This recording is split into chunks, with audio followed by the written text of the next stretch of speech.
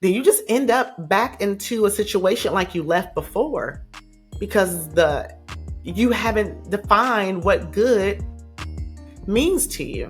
So we really have to spend some time reflecting on what our ideal environment and our ideal next career move really looks like before we start our job search.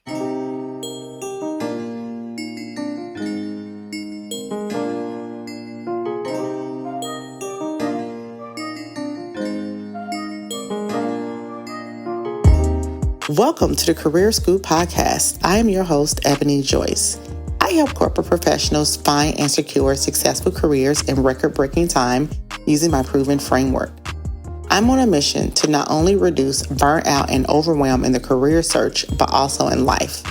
This is a school where you don't want to miss not one class, so be prepared to be schooled. Class is now in session.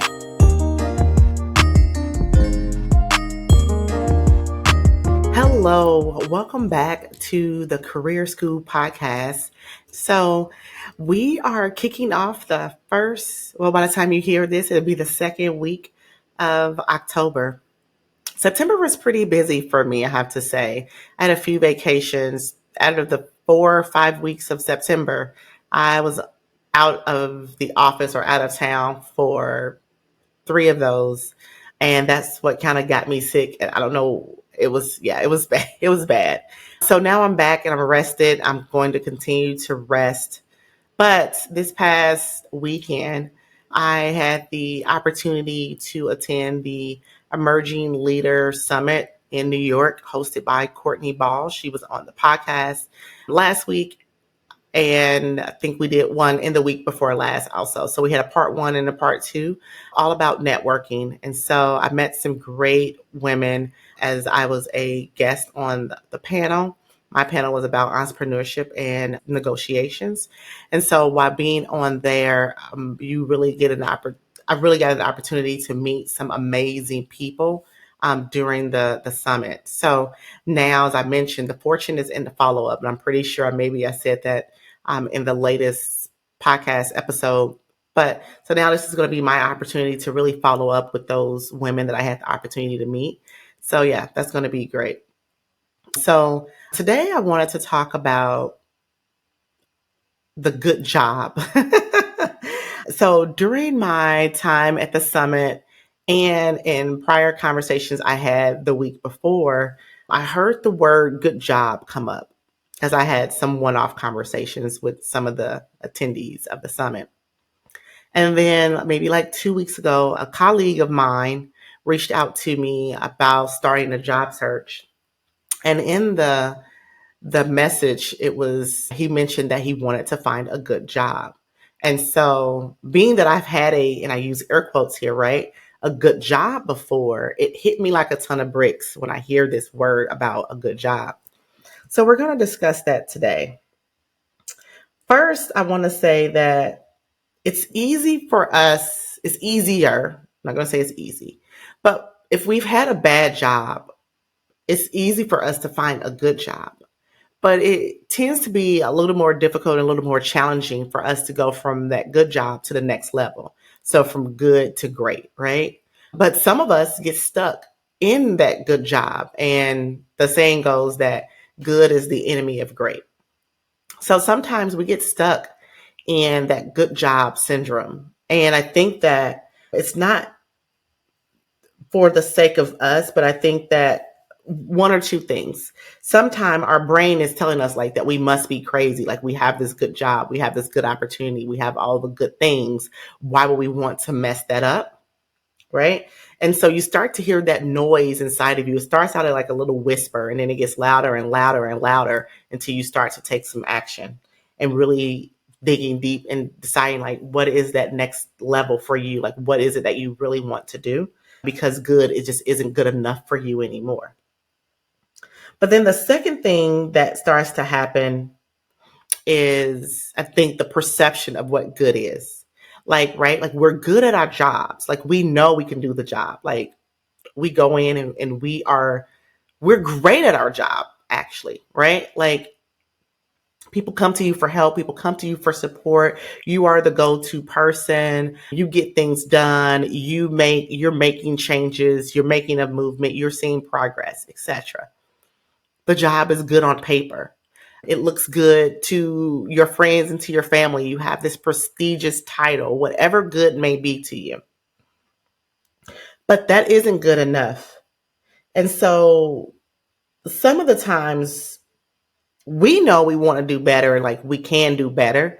And maybe it's about, you have a good salary, right? I'm using air quotes, but you don't have a salary that really speaks to the value that you're bringing into the organization. You don't have it's not your ideal salary. It's the salary that you were given, maybe because you didn't want to miss out on this opportunity. Maybe you were in a bad situation before, and this is just better than where you were before, right? Whether that be, it's just more money. It's a good salary. It pays some of your bills, or if it just barely gets you by, if it's getting you by at all. So then you have that. But I think the part that comes into mind for a lot of people, and I know for myself, I'll say, was that I had a good job and I didn't want to leave the job, not because of the title or the money or anything. It was I stayed longer than I wanted to, I'll say, because staying made other people feel safe. And so when I would tell people that I was looking to switch and make a change or, start looking outside of the organization for a job, they would say to me, "Girl, why would you leave your good job?" And at that time, I think because I was so early in my career, I was afraid to make a jump because I'm like, they're right. Like, I don't know what else is out here. What if I leave a good job and I go somewhere terrible? Like, what if I end up in a bad situation? So sometimes, but what I learned from that situation is that people will put their fears on you. So maybe they're in a bad job, right? And so for them, like, I would never leave a good job, or to them, you have a good job, right? So I think that we have to be careful of allowing people to put their fears on us. So that's the first thing. So staying in a good job out of fear of what other people will think, other people will say, your what makes other people safe, what makes other people happy, I think is the way that I would sum that up. But through having these conversations recently with some individuals, when they talked about a good job, it just really made me wonder, what is a good job? And I'm not speaking about dream jobs because I don't believe in dream jobs. And I know plenty of people who they've landed roles in their dream companies, and this turned out to be a nightmare. And so I don't subscribe to dream jobs. I believe in ideal opportunities, which is something that if you're in my program, the Career Clarity Accelerator, you're familiar with the ideal framework. And so we'll talk about the ideal framework today. And so I believe in having ideal opportunities or having the ideal career. And part of the reason why I believe in the ideal career or ideal opportunity is because your definition of ideal or good, if you want to use that word, is going to change over time. And what you wanted to do in your 20s may not be what you want to do in your 30s, may not be what you want to do in your 40s, may not be how you want to spend the latter part of your career. So it's like, what is the ideal opportunity for you at this moment? So for example, a lot of my clients are women, not all, but a lot of them right now are women. And for some of them, as they've decided to expand and grow their families, what was ideal for them as a couple, right? So it was just them and their partner is completely different as they've decided to expand their family. So now that they're growing their families, traveling is not ideal. Working long 14, 16-hour days is not ideal.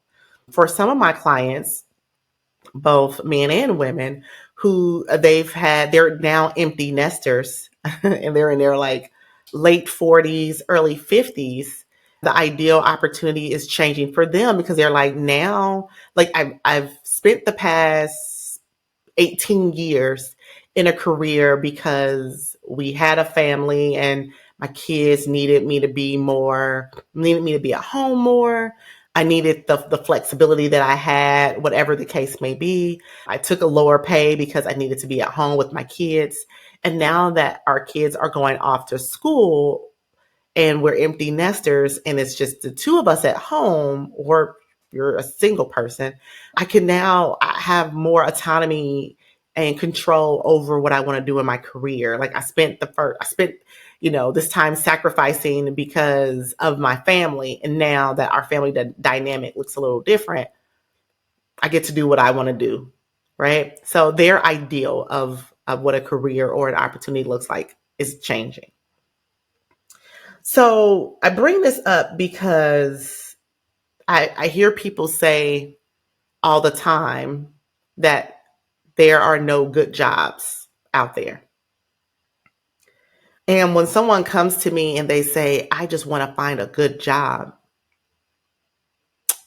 like I said, it just hits me like a ton of bricks because I've had plenty of good jobs on paper.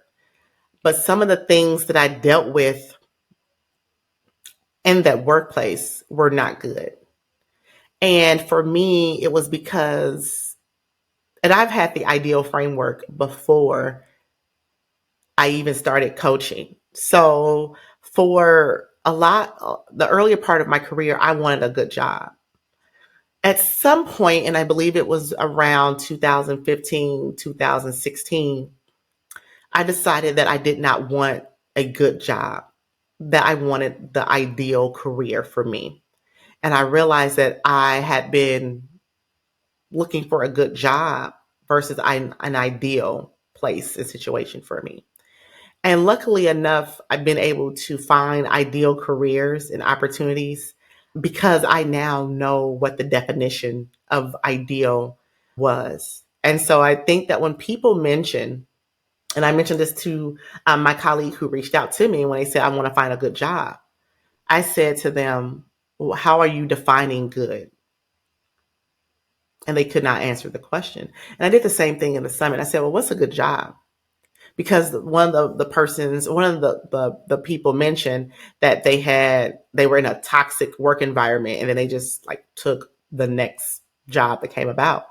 And it sounded good on paper, it sounded good in the interviews, and then you get there and you're like, this is not good. This is probably worse off than where I was before. And when we don't have a definition, when we don't know how we're defining good, or when we don't know what our ideal opportunity is for us, we will end up in the same type of environments that we've left before. And it's a lot of the same thing that happens in relationships. And I love comparing relationships to careers because a career is a relationship. You have relationships with your manager, your leadership team, your team. Like there are all these relationships that are involved. You have external stakeholders, internal stakeholders. Careers are built on relationships. So when people tell me, I'm like, well, if you're dating and you're like, I'm just looking for a good guy, a good girl, a good person. And when I ask you what that means, if you don't know, then you just end up back into a situation like you left before because you haven't defined what good means to you. So we really have to spend some time reflecting on what our ideal environment and our ideal next career move really looks like before we start our job search. And so no longer can we, well, I'll say this. I think our definition of what a ideal opportunity is going to look different. So for many of my clients, they're between the ages of 37 to 52. Yeah, 52. And so that's just the average age. And so the average age range. And so they've seen their parents have good jobs And so I think for a lot of us, and I've been the same way. My dad worked for the same company for 38 years, and he's been retired now for almost 20, I think, which is crazy to say. But having an ideal job wasn't something that our parents probably thought about, right? They went to work, they did their job, they came home, but they didn't really, I mean, for them, ideal was stability, right? Like not getting laid off. And again, I said my dad was at the same company for 38 years. Ideal for them was having a pension, which a lot of companies don't have anymore. So ideal for them was making a livable wage, right? So now we have reframed what an ideal opportunity looks like for us. And for those of you who have not defined what an ideal opportunity looks like for you, this is going to be your homework this week, is to define what an ideal opportunity looks like for you as you start to do your job slash career searching. Now, we're in October, and I know quite a few of you want to land a new role by the end of the year or early at the top of the year. So, one of the things that's going to help you move the needle forward in your search is defining what that next opportunity looks like. A lot of times when we define ideal, we'll say, I want a good salary. I want six figures. I want to work from home. But those things aren't good enough. Like a lot of jobs offer you a good salary. What is your number? Define your number. There are still a lot of jobs, not as many as before during COVID, but there are still jobs that allow you to work remotely. So define what that looks like. Do you want a completely full remote job? Do you want a hybrid job where you go into the office 2 or 3 times a week? Like you have to define these things so that when they cross your path, you can say yes or no. We no longer have to do what our parents may have done, and or maybe you've even done before, is just accept the first job that comes along for you because it's the job, right? You get to now choose the environment and the opportunities that you want for your life and for your lifestyle. So let's talk about what ideal means, and this is going to be your homework for the week. So when we talk about ideal, again, the framework that I use in the Career Clarity Accelerator, the I is for impact. The I is for impact. The I is for impact. The D is for development. The E is for environment. A is for autonomy. And the L is for leadership. So when you talk about, and once you get here, this is going to provide you with so much clarity in your job search, right?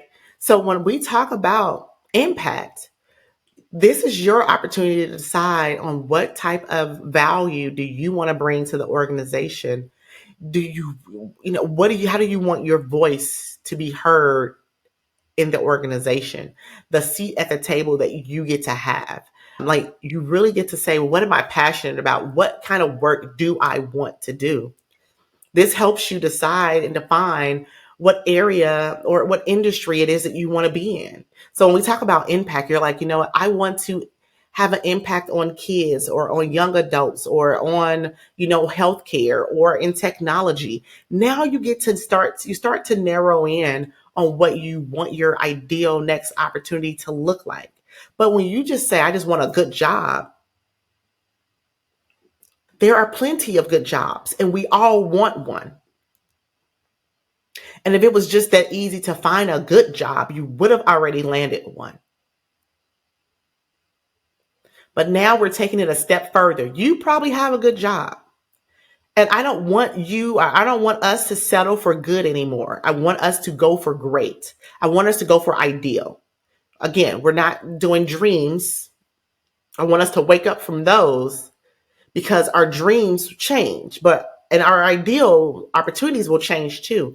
But once you use this framework, you can always go back to it and say, okay, my ideal at the age of 35, this was my ideal opportunity, but now I'm 45 and this is what I want for my ideal opportunity. Not just, I just want to find another good job. I hope you all are following me on here on this. So, again, what type of impact do you want to make? Do you want to have an impact locally in your community? So, you want to do something in nonprofit? Is it like you get to really write out your own job description, so to speak? Okay. So then we go into the D, which is development. And when I talk about development, it is both your personal and professional development. This is opportunities for you to, get a certification and to have your employer pay for that. This is growing professionally in or advancing your career opportunities, getting promotions internally. What does your career path look like? These type of questions will be great questions for you to even ask in your interview if these things are priorities to you. So, for example, sometimes I've heard people say they would ask about, you know, something random in the interview, and it's like, but what are your values? So this kind of aligns with your value. If one of your values is around career advancement and career development, then you can frame a question around that in the interview for the interviewer. But what does that development look like for you? Does that look like the company providing you with mentorship, the company providing you with coaching, the company providing you with the opportunity to job shadow individuals who are doing that next level work for you so you can really define and decide if this is what you want to do next? Is that like the career path for you? So define on what development looks like for you. Maybe you don't want to move up and you're like, I'm at the latter part of my career and I want to finish out the next 5 or 7 years in this particular role. So I'm not as concerned about career development personally, but you still want to grow as a person, right? I mean, professionally, but you still want to grow as a person. Maybe that is asking about professional development funds that they have for you to attend some conferences or events. So there could be so many things around development, but you do need to define those things for you. A lot of my clients, because they are high achieving men and women who are in corporate, they're like, I want someone who's going to pay for my master's degree or my PhD because they've spent the money on undergrad and they have the student loans receipts to show that, right? So like having an employer who's willing to invest in you, right? The E is for environment. And so the environment can entail an environment that pays you well, an environment that engages with you, one where you're seen, where you're heard, where you are. A lot of us have been in toxic and work environments, so ones where you're not micromanaged and things like that, right? So, what kind of environment do you want to be in? You can look at an environment from a remote opportunity or what the day in the life looks like going into the office or not going into the office. An environment where I had one client tell me like I wanted I don't want to go somewhere where people can just, because his current role, like people can just put stuff on his calendar. So he was saying like, I don't want people to dictate what my day is going to look like. I want to be in charge of my day and my calendar. So I don't want an environment where other people determine what my day is going to look like. And it is very last minute on like someone putting something on my calendar. So those type of things. Think about what the environment looks like for you. Do you work in a group with individuals, or is it a mixture, which most of our environments are a mixture of group and being a solo, being in silos? But do you like working in a group environment where you're on a team and you're constantly doing collaborative efforts? If that is something that you enjoy, again, frame interview questions around that. If that is not something that brings you joy and bring you excitement, then you need to know that too. And you don't want to accept a role that you're constantly collaborating with people when you know like that you're this extreme introvert and you really want to have your head down doing the work, being in a silo, doing the work on your own and being an individual versus doing that work on a team. A lot of my clients who are in like tech or they're in software development, they're always working with other developers on like an app or something. And so it requires for them to have this very collaborative work environment. Some of my clients have been in a environment where they sit at a long open table and like everyone just has their laptops and there are no doors, there's no privacy. It's very much like if I need to take a phone call, I have to like step away because I mean, we're literally at a long conference room table with our laptops out and everyone can see and hear you do everything. And so like that type of environment does not work. What worked for them then, that just does not work for them now, right? So, and we'll see different types of environments if you go into like corporate workspaces. A lot of companies are changing what their environment looks like, right? They want it to work for other people. So maybe sometimes you go into the office and you have no idea where you're going to sit from one day to the next because there's just this open seating where you can just sit wherever, right? So there are so many things about the environment. But again, what does that in the ideal environment look like for you? You get to dream and dream big about what you want that to look like. And that is an opportunity that is afforded to you. This doesn't mean that you have to, and I don't want people to take, when I talk about this, to take this as to like a fantasy. Like make sure that this is a reality. Like, because what you want could actually, that opportunity is afforded to you. The A is for autonomy. So when we talk about autonomy, what type of control? I mean, again, I mentioned one of my clients and how he wanted to control his day and his schedule. What type of control do you want to have? What type of freedom and flexibility do you want to have? Does that look like, again, that can look like a lack of, you go in, you do your job. No one is micromanaging you. No one's checking on you and asking you, can you give them an update every 5 minutes on this and that? Like, that maybe looks like you going into the office or not going into the office, but you getting to manage and control your day. For some of my clients, they're like, I used to work in an environment where I had to be in at 8, I had to clock out at 5 or 6, but it was very rigid in the time that they have to be in the office. And for some of us, it just does not work that way. I know for me, thank God, I've had the opportunity to have majority of my roles allotted me the flexibility to where I can come in as late as 10. So long as I was in the office, I can come in as early as 6 and I had to be there as late as 10 o'clock. And as long as I did my job, there was, it was just more like a get her done. There wasn't this, stress on like, oh my gosh, I have to get this done today or, I'm going to lose my job. Like they allowed me to really control my day. They knew that I am an expert and that I have control and autonomy and the responsibilities to get what needs to be done.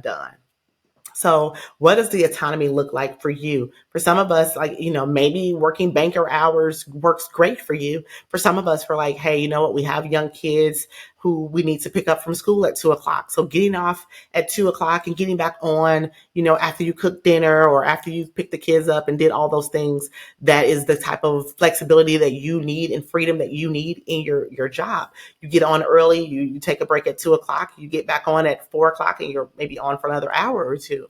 Like there can be so many things around autonomy that again drive for you that are personal to you and are ideal for you and where you are in your current life and lifestyle. And then finally is leadership. And that's that goes around the values of your manager and your leadership team, how they value your expertise. Does your leadership team or your manager look for opportunities for you to grow and develop within the organization? Do they uplift you? Do they share opportunities with you? Do they put you on major projects for you to be able to shine and for you to grow? Again, both professionally and personally. Do they mentor you as just a leader. Like it doesn't have to be a formal mentorship, but do they mentor you? Do they give you feedback? Do you meet one-on-one and have that cadence with your manager so you kind of know, where am I? You're not waiting to the end of the year to figure out that you have not been doing a good job. And now it's time for evaluations. And you're like, I was never given or afforded the opportunity to really correct some of these actions. And now here you are, starting to stress about, looking for a job because you're afraid now you're going to get fired. Does your manager or your leadership team mention your name in rooms that you are not in? So they're being an advocate for you. They're supporting you. So all of these things that I just kind of went through ideal framework. And again, I work with this with my clients, but all of these are things that you really, and again, you can make this list as extensive as you want it to, but what you don't want to do is just stop at, I just want a good job. Now in there, when you talk about environment, like being paid well is a part of the environment, right? So define what an ideal salary is and not just a six-figure salary, because six-figure salaries mean anything from $100,000 to $999,000, right? Like anywhere in between there is a six-figure salary. So it's, and to me, and we'll talk about this on another podcast, but $100,000 just is not what it was 3 to 4 years ago, especially with inflation. So is $100,000 where you want to be, or is it 145? Like, what is that number? And make sure that you understand what the ideal number is for you. Okay. So that's what we're going to wrap up for today. I really want you to spend some time this week. And if, this week to really define, what does your ideal opportunity look like? If you want some support in creating your ideal framework and you want to find a job by the top of the year, then I will say to jump on my calendar. You can go to my calendar at nextlevelcareer.co/consult and you will find my calendar. You can schedule time and availability we have 30-minute consult calls where we will have a conversation about what your ideal opportunity looks like for you, talk about where you are now and where it is that you want to be. So if that is something that you're interested in, I definitely welcome you to set aside 30 minutes of your time to have a phone conversation so that we can help you get out of the good job syndrome and into the ideal opportunity for you in your career. No longer do I want you just to settle for good, but start to create your greatness. And that does start with your career. Our careers are not our lives. Like we do have lives outside of our careers, but your career takes up a greater part of your life. And you should be in an ideal opportunity, one that doesn't just tolerate you being there, but also celebrates you and all of you in your career and in that organization. So let's not settle for good. Let's go for great. And with that, I will talk to you next week. Hey, thanks for listening. Like what you heard so far and want to take this work deeper than the podcast and work with me privately, one-on-one, then book a free sales call by clicking the link in the show notes below. Or you can visit www.nextlevelcareer.co/coaching. If you've enjoyed your listening experience, share this episode, then leave a rating and a review. Until next time.